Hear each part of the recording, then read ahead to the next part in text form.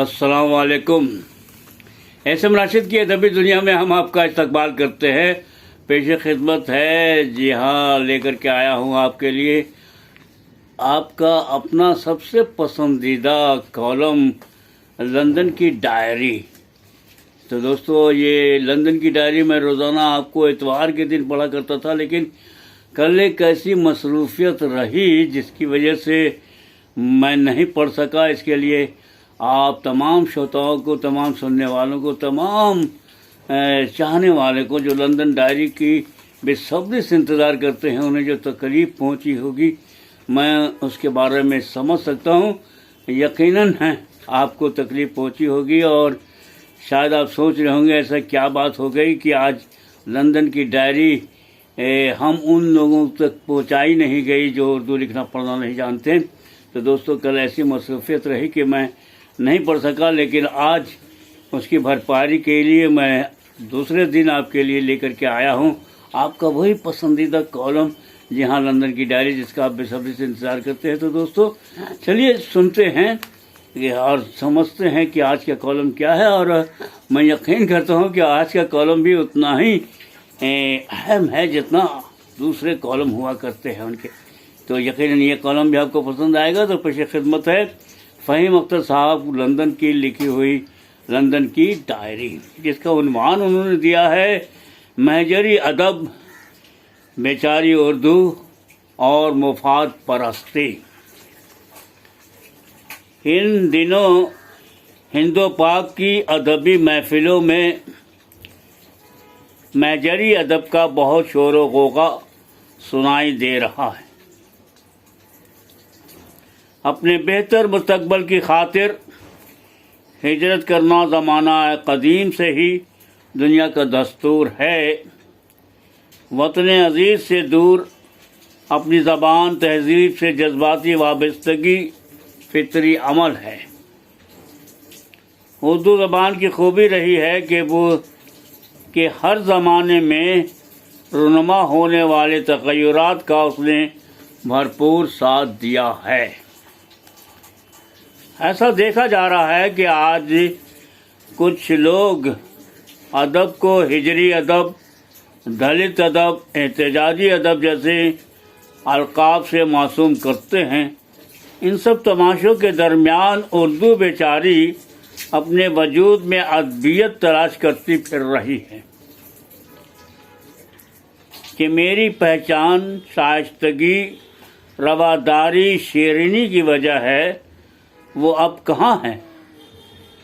कुछ लोग उर्दू की खिदमत के नाम पर बैनुल अक़वामी सतह पर अपनी दुकान चमकाने की भरपूर कोशिश कर रहे हैं और वो महजरी अदब के नाम पर तक़रीबात का एहतमाम भी करते हैं और उनमें शायरों से ज़्यादा मुताशिर, अदीबों से ज़्यादा नाखल्फ जमा किए जाते हैं।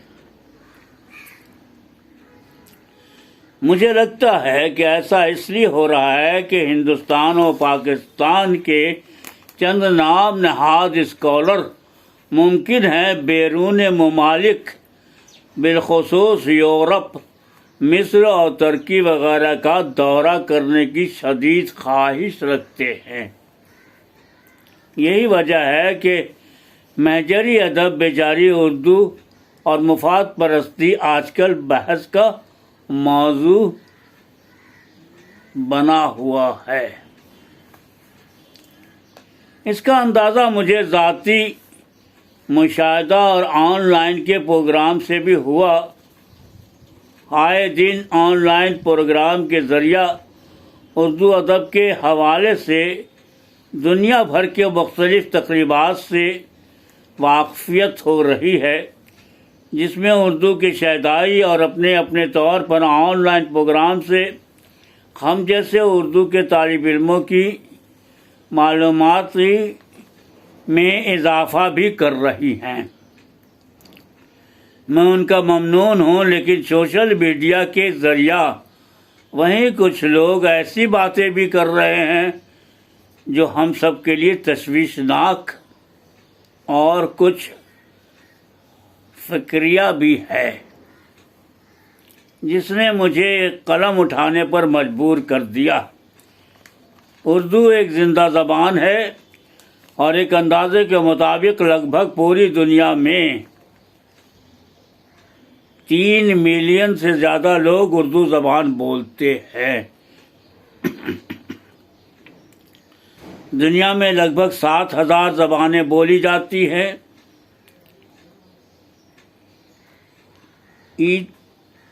ایتھنولوگ لینگویج آف دا ورلڈ کے مطابق دنیا کی 30 مقبول ترین اور سب سے زیادہ بولی جانے والی زبانوں میں اردو زبان کو 19واں مقام حاصل ہے، جس سے ہمارے ساتھ آپ کو بھی فخر ہونا ہوگا، اور کیوں نہ ہو، ہم سب اردو زبان کی ترقی اور ترویج کے لیے دنیا بھر میں اپنے اپنے طور پر نمایاں رول نبھا رہے ہیں۔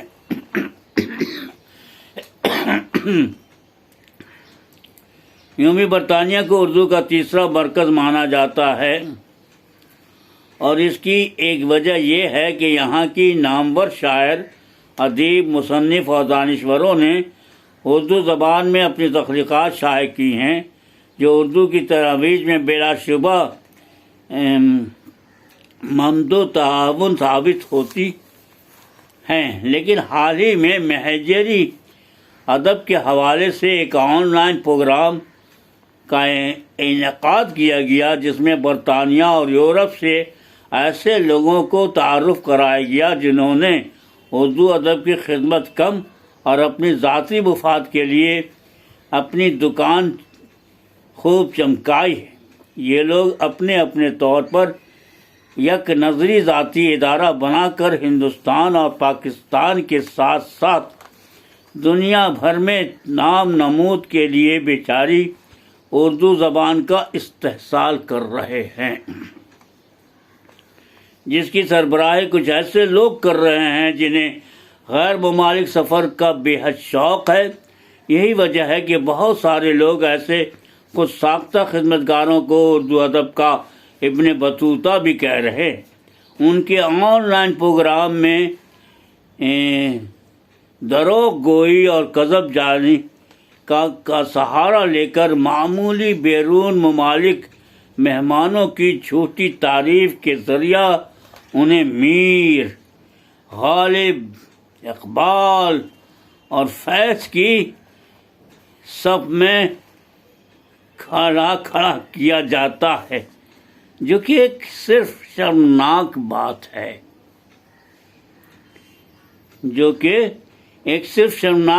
ہی نہیں بلکہ کبھی فعل بھی ہے۔ مجھے حیرانی ہے کہ کیا اردو زبان و ادب کی خدمت صرف مصر میں ہی ہو رہی ہے؟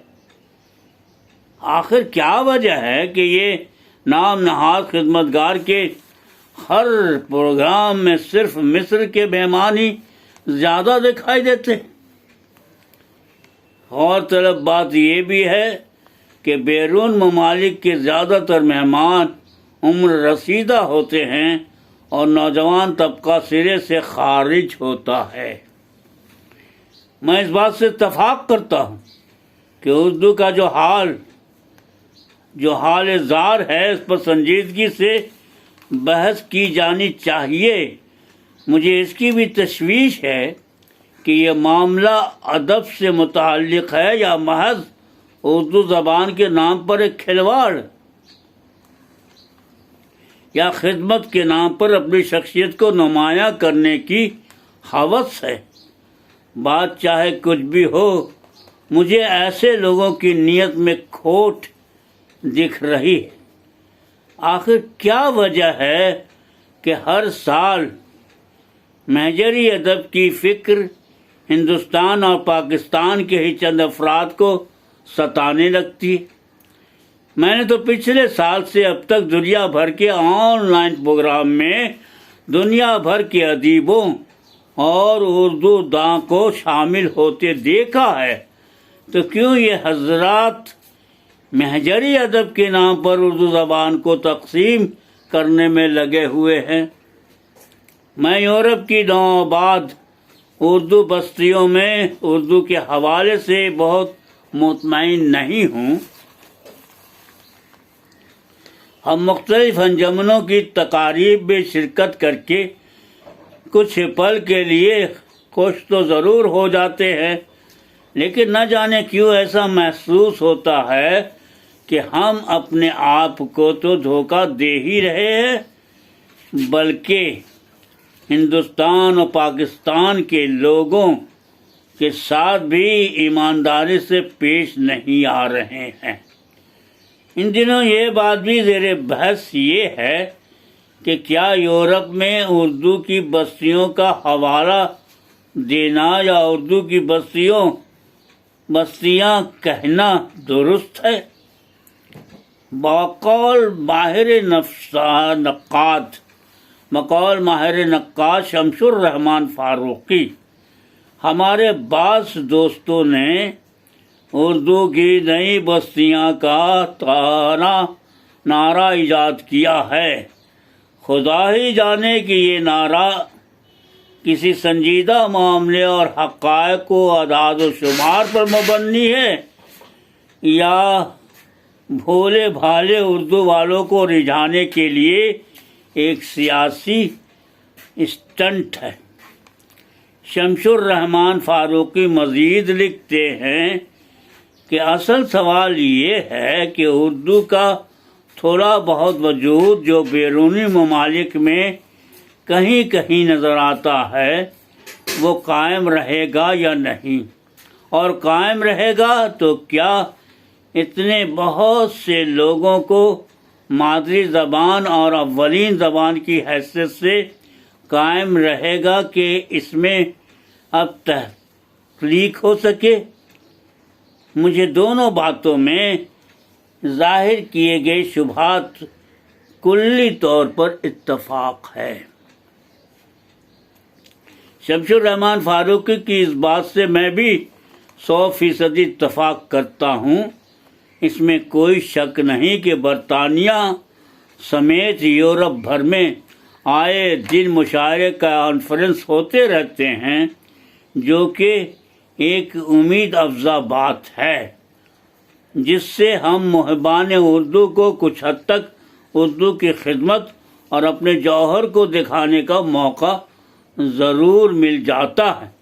لیکن ان تقریبات میں نئی نسل کی عدم موجودگی اس بات کی نشاندہی کرتی ہے کہ برطانیہ اور یورپ کی نئی نسل اردو پڑھنے اور بولنے کی حد تک تو ٹھیک ہے، لیکن اردو کی ادبی محفلوں میں ان کی غیر موجودگی ایک تشویش اور فکر انگیز بات ہے۔ تاہم ہمیں توجہ اس بات پر دینی چاہیے کہ نئی نسل کو اردو کی طرف کیسے راغب کیا جائے۔ سوشل میڈیا آج دنیا میں مراسلات کا اہم ذریعہ بن چکا ہے۔ روزانہ لاکھوں لوگ سوشل میڈیا کے ذریعے اپنے پیغام کو ترسیل دوسرے ملک بہت ہی آسانی سے کرتے ہیں۔ اس میں کوئی شک نہیں کہ سوشل میڈیا کے ذریعے سیکھنے اور سکھانے کے مواقع بھی ملنے لگے ہیں، جس سے ہر عام و خاص فیضیاب ہو رہا ہے۔ تاہم سوشل میڈیا سے جہاں لوگوں کو اپنی بات پیش کرنے میں آسانی ہو رہی ہے، وہی لوگوں میں گمراہ کن باتوں کی وجہ سے پریشانیاں بھی بڑھتی ہیں۔ میں اردو زبان کی ترقی و ترویج کے لیے دنیا بھر کے ادیبوں اور اردو داں کو ایک خاندان مانتا ہوں۔ بیرون ممالک میں بسنے والے زیادہ تر اردو ادیبوں کی نگارشات سے ہم سوشل میڈیا کے ذریعہ روزانہ متعارف ہو رہے ہیں۔ ہاں، البتہ ان نام نہاد اردو کے خدمت کاروں کے ذریعہ پھیلائے گئی مہجری ادب کی تبلیغ اور گمراہ کن باتوں نے لوگوں کو الجھن میں ڈال دیا۔ برائے مہربانی اردو ادب کو مہجری، نئی بستی، احتجاجی، دلت وغیرہ کا نام دے کر کمزور کرنے کی کوشش نہ کی جائے۔ مجھے امید ہے کہ اردو دا طبقہ اس سازش کو سرے سے خارج کر دے گا۔ گنگا جمنی تہذیب اردو زبان کی خصوصیت رہی ہے اور یہی اس کی ثقافت بھی ہے۔ اردو زبان کی یہ خوبی ہے کہ ہم بلا تفریق مذہب و ملت، قوم و نسل، ذات پات ایک دوسرے سے زبان و ادب کے وسیلے سے جڑے ہوئے ہیں۔ تو دوستو، ابھی آپ احسن راشد کی ادبی دنیا میں اپنا سب سے پسندیدہ کالم جی ہاں لندن کی ڈائری سن رہے تھے، جو ہر اتوار کو اخبار مشرق میں شائع ہوتا ہے، اور اس دفعہ بھی اخبار مشرق میں کلکتہ اتوار 11 اپریل 2021 عیسوی کو شائع ہوا تھا، لیکن اتفاق سے کچھ ایسی مصروفیت رہی کہ میں آپ کا اپنا پسندیدہ کالم لندن کی ڈائری اتوار کے دن نہیں پیش کر سکا، اور آج سوموار کے دن میں سویرے سویرے آپ کے لیے لے کر کے حاضر ہوا ہوں۔ میں امید کرتا ہوں کہ میری اس کوتاہی کو، میری اس پریشانی کو سمجھ کر کے مجھے معاف فرمائیں گے اور قبول کریں گے کہ آج ایک دن کے بعد آپ کے سامنے یہ لندن کی ڈائری آئی ہے۔ لیکن جو لوگ اردو لکھنا پڑھنا جانتے ہیں تو فیس بک پر بھی اور ہر تمام اخباروں میں بھی، اخبار مشرق میں آپ کا یہ پسندیدہ کالم چھپ چکا ہے، اور لوگوں نے اسے سنا بھی ہے اور اس کی تعریف بھی کی ہے اور اسے لائک بھی کیا ہے اور کمنٹ بھی کیا ہے۔ دوستو، تو اگر آپ اردو لکھنا پڑھنا جانتے تو میرے خیال سے آپ کو آج اس تکلیف کا سامنا نہیں کرنا پڑتا جو میری وجہ سے آپ کو ہوئی ہے۔ تو خیر، مجھے معاف کیجیے گا، میں نے آپ کے لیے آج لے کر کے آیا ہوں آپ کا پسندیدہ کالم لندن کی ڈائری۔ اجازت دیجیے، اللہ حافظ۔